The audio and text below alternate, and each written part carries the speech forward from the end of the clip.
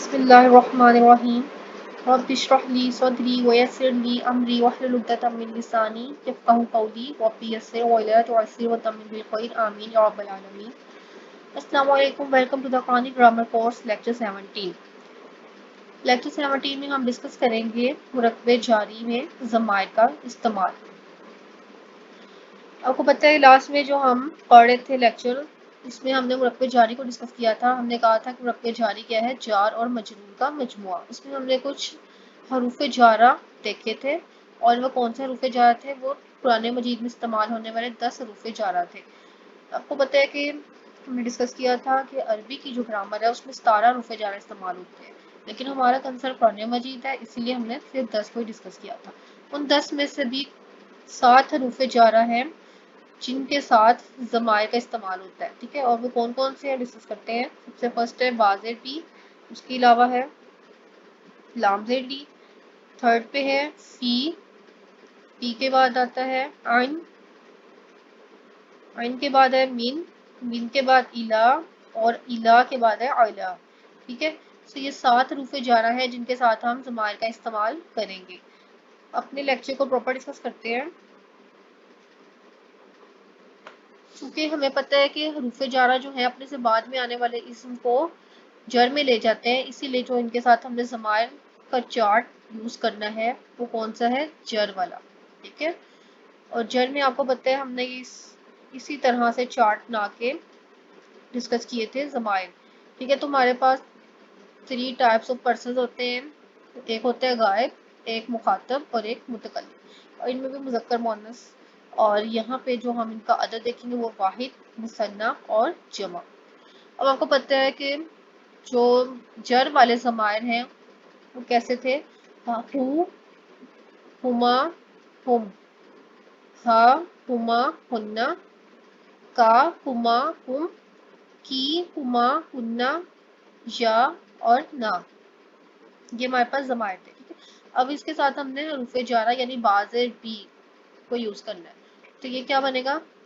مذکر ہے، غائب ہے اور واحد ہے، تو بی ہی، چونکہ با کے نیچے زیر ہے اسی لیے یہ والا جو ہا ہے، ہم نے اس کی 3 کنڈیشنز دیکھی تھی، اس کے اکارڈنگ جب ہا سے پہلے زیر ہوگا، ہا پہ شو سے پہلے زیر آئے گا تو ہا جو ہے اس کی پیش کھڑا زیر میں تبدیل ہو جائے گی، اسی لیے یہ بی ہی پڑھ رہے ہیں ہم اس کو، ٹھیک ہے؟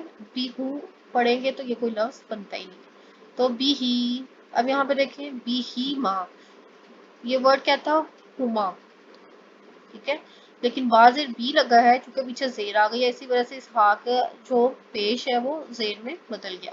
اسی طرح بی ہی ماں، بی ہم، بی ہا، بی ہی ماں، بی ہمنا۔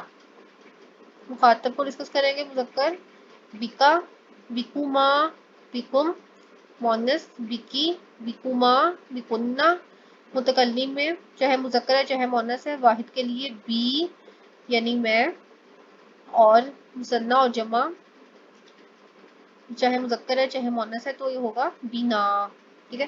با زیر بی کا مطلب ہوتا ہے ساتھ، تو بی ہی یعنی اس کے ساتھ، بی ہی ماں ان دونوں کے ساتھ، بی ہم ان سب کے ساتھ، بی ہا کیونکہ یہ مؤنث ہے اسی وجہ سے اس کے ساتھ یعنی اس لڑکی کے ساتھ، بی ہی ماں ان دونوں لڑکیوں کے ساتھ، بی ہمنا ان سب لڑکیوں کے ساتھ، ٹھیک ہے؟ بکا یعنی تیرے ساتھ یعنی مذکر کے ساتھ، بکما تم دونوں کے ساتھ، بکم تم سب کے ساتھ۔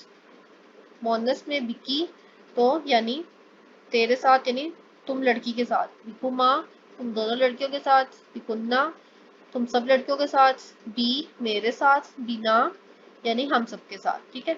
تو یہ تھا با زیر بی کا ضمائر کے ساتھ استعمال۔ اس کے بعد دیکھیں لام زیر لی، سیکنڈ ورڈ ہے لام زیر لی۔ آپ کو پتہ ہے ہم نے کہا تھا کہ یہ پوزیشن کے لیے بیسیکلی استعمال ہوتا ہے، انگلش میں اس کے لیے ہم فور یوز کرتے ہیں، ٹھیک ہے؟ یعنی اللہ کا یا اللہ کے لیے، یہ ہم نے اس کا پراپر میننگ دیکھا تھا۔ تو لام زیر لی جب اس میں علم کے لیے استعمال ہوتا ہے تو یہ لام زیر لی ہوتا ہے، لیکن جب ہم نے اس کا ضمائر کے ساتھ استعمال کرنا ہے تو یہ کیا بن جائے گا؟ لام زبر لا، ٹھیک ہے؟ لام زیر لی یہاں پہ یوز نہیں ہوتا، ضمائر کے ساتھ لام زیر لی یوز نہیں ہوتا، اسی وجہ سے لام پر زبر جب آتی ہے کیونکہ ہم نے اس کو ضمائر کے ساتھ استعمال کرنا ہے تو یہ لام جو ہے وہ زبر کے ساتھ یوز ہوگا. تو یہاں پر دیکھیں غائب میں مذکر واحد کے لیے لہو، لہما مثنیٰ، لہم، لہا، لہما، لہن. مذکر میں دیکھیں مخاطب میں لکا، لکما، لکم. اسی طرح مونس میں لکی، لکما، لکن. آگے دیکھیں متکلم میں چاہے مذکر چاہے مونس واحد لی، اور آگے مثنیٰ دیکھیں لنا، اور اسی طرح جمع میں بھی لانا ہی ہوگا.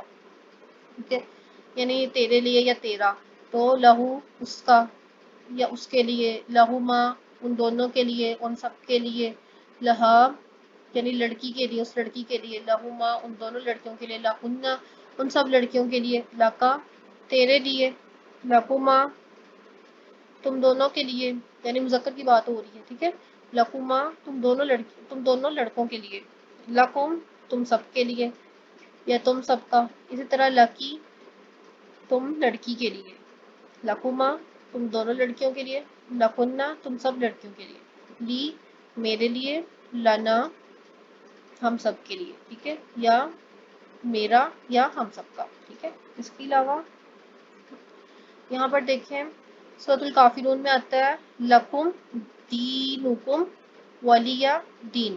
لکم تیرے لیے، دینکم تیرا دین، کم مطلب تیرا تم سب کا، ولی اور میرے لیے، دین ولی دین اور میرے لیے میرا دین. ٹھیک ہے نا. یہاں پر دیکھیں لکم، یہاں پر دیکھیں مخاطب میں ہم نے مذکر میں پڑھا کہ تم سب کے لیے لکم کا ورڈ یوز ہوگا. ٹھیک ہے، یہاں پر دیکھیں لکم دینکم تم سب کے لیے تمہارا دین. تو یہ قرآن پاک سے ہمیں اس کی اگزامپل بھی مل گئی. اگر دیکھیں جو تھرڈ حروف جارہ ہے جس کا ضمائر کے سامنے استعمال کرنا ہے وہ ہے فی. اب یہاں پر دیکھیں غائب میں مذکر کے لیے فی ہی، یہاں پر دیکھیں یا ساکن تھا اور اس وجہ سے ہا کا جو پیش ہے وہ زیر کے ساتھ آیا ہے. اسی طرح فی ہی ما، آگے ہے فی ہم، مونس کے لیے فی ہا، مثنیٰ میں فی ہی ما، جمع میں فی ہن. اسی طرح مذکر ہے مخاطب میں فی کا واحد، مثنیٰ فی کما، جمع فی کنہ. اسی طرح مونس کے لیے فی کی، فی کما، فی کنہ.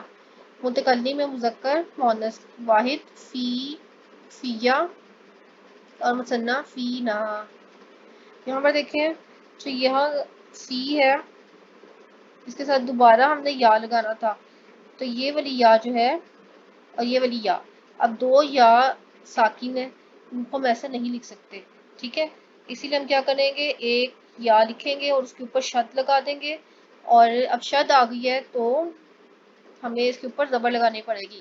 یعنی آپ کو بتایا تھا کہ جو ضمیر ہے یہاں پہ یا تو یا ساکن یوز ہوگا یا پھر یا زبر یا کے ساتھ استعمال ہوگا. ٹھیک ہے، لیکن اب یہاں پر دو یا آ گئی دونوں ساکن کے ساتھ ہے، اس وجہ سے ہمیں ایک یا لگانی پڑے گی. ٹھیک ہے، اور اس کے اوپر شد لگائیں گے، اور یہاں پر جو یا ہے اب وہ یا ساکن نہیں بلکہ یا زبر یا والی یا استعمال ہوگی، تو اس لیے یہاں پر زبر آ جائے گی اور یہ لفظ بنے گا فی یا، میرے میں. قرآن کی آیت دیکھیں والذین جاہدوا فینا. ٹھیک ہے، وہ لوگ جو ہمارے راستے میں کوشش کرتے ہیں. یہاں پہ ہمارے پاس اس کی قرآن پاک سے اگزامپل بھی مل گئی. والذین وہ لوگ جو جاہدوا کوشش کرتے ہیں، فینا ہمارے راستے میں. ٹھیک ہے، اس کے بعد دیکھیں جو چوتھا حروف جارہ ہے جس کا ضمائر کے ساتھ استعمال کرنا ہے وہ ہے ان. یہاں پر دیکھیں ان ہو، اب یہاں پر دیکھیں نون کے اوپر ساکن ہے، اسی لیے جو یہاں پر ہا ہے وہ اپنی اوریجنل پیش کے ساتھ آیا ہے. انہو، انہما، انہم، انہا، انہما، انہن. اس طرح مخاطب مذکر کے لیے ان کا، یہاں پر دیکھیں کاف ہے اور اس سے پیچھے نون ساکن ہے، تو یہ جو کاف ہے اس کی وجہ سے نون پر گنا ہوگا. ٹھیک ہے، تو اس کو ایسے پڑھیں گے آ کا، آ کما، آ کم. اس طرح مونس ہے تو آ کی، آ کما، آ کننا. جب متکلم ہے چاہے مذکر چاہے مونس ہے واحد میں انی، انی، اور آگے مثنیٰ میں عنا. اب یہاں پر دیکھیں عین زبر نون عین، یہاں پر نون جو ہے وہ ساکن ہے، ٹھیک ہے. اس کے آگے آ رہا ہے دوسرا نون. اب دو نون آگے، ایک نون ایک نون جزم کے ساتھ ہے، دوسرا نون جو ہے وہ زبر کے ساتھ ہے. تو دو نون علیحدہ علیحدہ نہیں لکھے جائیں گے، اسی وجہ سے عین نون ایک ہی نون لکھا جائے گا، اور اس نون کے اوپر ہم یہاں پہ شد لگائیں گے اور اس کے اوپر زبر لگا دیں گے انا. اور یہاں پر یہ انی کیسے بنا، عین زبر نون عین، اور آگے دیکھیں دوبارہ یا لگانی تھی ہم نے ساکن. اب یہ والی جو یا ہے وہ ڈیمانڈ کرتی ہے کہ اس سے پیچھے زیر آئے، ٹھیک ہے. اس یا کی ڈیمانڈ ہے کہ اس سے پیچھے زیر آئے، ٹھیک ہے. لیکن یہاں پر تو نون جو ہے وہ ساکن کے ساتھ ہے، اور یہ والا جو نون ہے یہ کہے گا کہ میں ساکن کے ساتھ ہی رہوں گا، میرے نیچے زیر نہیں آئے گی. تو اب ان کی جو پرابلم ہے اس کو سالو کرنے کے لیے ایک دوسرا نون آئے گا اور وہ اپنے نیچے زیر لے گا، ٹھیک ہے. اسی وجہ سے یہ لفظ کیسے بنے گا عین، اور یہاں پر ایک دوبارہ نون لگائیں گے زیر کے ساتھ اور اس کے آگے یا ساکن ہوگا، ٹھیک ہے. تو دو نون کٹھے نہیں آئیں گے، اسی وجہ سے ایک نون لکھیں گے، اس پہ شد لگا کر نیچے زیر لگا دیں گے. تو انی، آپ کو پتا ہے کہ جو شد والا لفظ ہوتا ہے یہ دو مرتبہ پڑھا جاتا ہے، ایک اپنے سے پچھلے والے لفظ کے ساتھ ملا کے پڑھا جاتا ہے اور ایک اپنی اوریجنل حرکت کے ساتھ پڑھا جاتا ہے، ٹھیک ہے.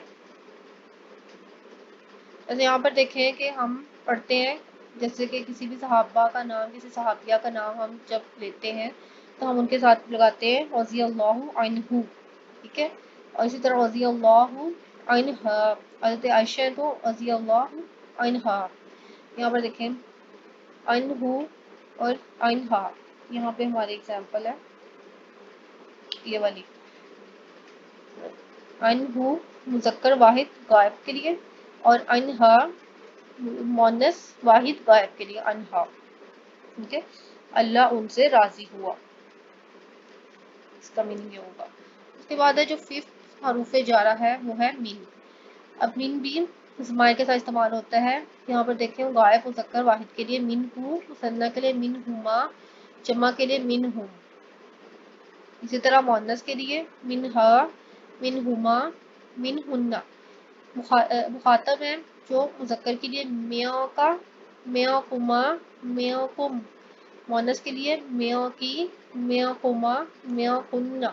اور متکلم کے لیے چاہے مذکر ہے چاہے مؤنث ہے واحد کے لیے منی. اسی طرح مثنیٰ کے لیے منا. یہاں پر بھی من ہے اور یا ساکن ہے، اس سے پہلے زیر آنی ہے، اس کی ڈیمانڈ ہے.